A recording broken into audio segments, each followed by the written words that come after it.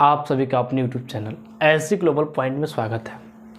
आज हम इस वीडियो में एक बहुत ही महत्वपूर्ण टॉपिक पढ़ने वाले हैं, जिस टॉपिक का नाम है, आपका जो टॉपिक है वह टॉपिक है कि उभयधर्मी ऑक्साइड। जो आपका उभयधर्मी ऑक्साइड है, आपका कोई भी बोर्ड का एग्ज़ाम यानी क्लास 10 का कोई भी एग्ज़ाम हो, ठीक है, किसी भी बोर्ड का, यानी जब आपका बोर्ड का एग्ज़ाम हुआ हो तो आपके इस उभयधर्मी ऑक्साइड से क्वेश्चन ना पूछा हो, ठीक है, ऐसा हो ही नहीं सकता है। यही आपका जो है काफ़ी इम्पोर्टेंट टॉपिक है। तो चलिए ध्यान दीजिए कि आप एग्ज़ाम में पूछता है कि उभयधर्मी ऑक्साइड से क्या समझते हैं, ठीक है, इसकी जो क्षारकीय प्रकृति होती है, अम्लीय प्रकृति होती है, इस इक्वेशन को आप दर्शाइए, ठीक है। तो चलिए सबसे पहले हम जानेंगे कि जो उभयधर्मी ऑक्साइड होते हैं किसे कहते हैं, ठीक है। तो इसका जो डिफिनीशन है काफ़ी ईजी है, ध्यान दीजिएगा। जो धातु ऑक्साइड अम्ल और क्षारक दोनों से अभिक्रिया करके जल तथा लवण बनाता है, ठीक है, जल तथा लवण बनाते हैं, उन्हें उभयधर्मी ऑक्साइड कहते हैं, ठीक है। काफ़ी इसका इजी जो डिफिनेशन है आपका है, एक बार और ध्यान दीजिएगा। जो धातु ऑक्साइड अम्ल और क्षारक दोनों से अभिक्रिया करके लवण तथा जल बनाता है, उन्हें उभयधर्मी ऑक्साइड कहते हैं, ठीक है। अब बात करते हैं एग्जाम्पल क्या होगा। एग्जाम्पल क्या होगा, जैसे कि बात करते हैं तो एक इसका हो जाएगा आपका Al2O3 और एक आपका हो जाएगा जिंक ऑक्साइड, ठीक है। एक एल्युमिनियम का ऑक्साइड हो जाएगा और एक जिंक का ऑक्साइड हो जाएगा, ठीक है। देखिएगा यहां अगर हम बात करें कि ZnO यानी जिंक अगर ऑक्साइड की बात करते हैं, तो जिंक ऑक्साइड की अगर हम क्षारकीय प्रकृति की बात करते हैं तो देखिएगा यहाँ पे ZnO, ठीक है, जिंक ऑक्साइड लिए हैं और यहाँ पे जो हमारा है अम्ल है। जब यह आपस में अभिक्रिया कर रहा है, ठीक है, तो यहाँ पे बना रहा है लवण और जल, ठीक है।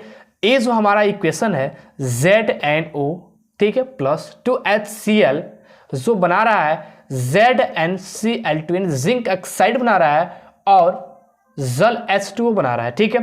तो वही आपके डिफिनेशन में कहा जा रहा है कि जो धातु ऑक्साइड अम्ल, ठीक है, ऑक्साइड अम्ल क्षारक दोनों से अभिक्रिया करके, यानी धातु का ऐसा ऑक्साइड होना चाहिए जो अभिक्रिया करके यानी अम्ल और क्षार हो, ठीक है, दोनों से अभिक्रिया करके लवण या जल बनाता है, वही हमारी जो अभिक्रिया होती है उभयधर्मी अभिक्रिया होती है, उभयधर्मी ऑक्साइड होती है, ठीक है। तो यहाँ पे अगर हम क्षारकीय प्रकृति की बात किए हैं तो हम यहाँ पे ZnO प्लस अम्ल लिए हैं।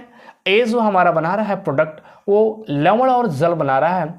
ये जो हमारा इक्वेशन है, यह हमारा इक्वेशन यह क्षारकीय प्रकृति को दर्शा रहा है, ठीक है। अब बात करते हैं कि अम्लीय प्रकृति को कब दर्शाएगा। तो देखिएगा यहाँ पे जब हम क्षारक से, ठीक है ना, यानी ZnO यानी जिंक ऑक्साइड को क्षारक से जब रिएक्शन कराएंगे तब हमारा अम्लीय प्रकृति को दर्शाएगा। तो हमने यहाँ पे जिंक ऑक्साइड ले लिया और यहाँ पे क्षार ले लिए, जो प्रोडक्ट हमारा बना वह लवण बना और जल बना, ठीक है। यानी आपका देखिए कह रहा है कि जो धातु ऑक्साइड अम्ल और क्षारक दोनों से अभिक्रिया करके लवण तथा जल बनाता है, उन्हें उभयधर्मी ऑक्साइड कहते हैं। ये हमारा था ऑक्साइड और एक बार यहाँ पे जो हमारा अभिक्रिया किया अम्ल यानी एसिड से किया तो लवण और जल बना लिया, और जो सेकेंड यहाँ पे जो प्रदर्शित कर रहा है वो हमारा क्षारकीय प्रकृति को कर रहा है, और यहाँ पे हमने क्या किया, क्षारक ले लिया जो अम्लीय प्रकृति को बता रहा है, ठीक है। यही जो आपका है उभयधर्मी ऑक्साइड है। आपके एग्जाम में काफ़ी बार पूछा जा चुका है कि आप उभयधर्मी ऑक्साइड से क्या समझते हैं, इनकी अम्लीय और क्षारकीय प्रकृति को दर्शाते हुए उदाहरण दीजिए, ठीक है। तो आप आसानी से इसको अपने एग्जाम के कॉपी में लिख सकते हैं।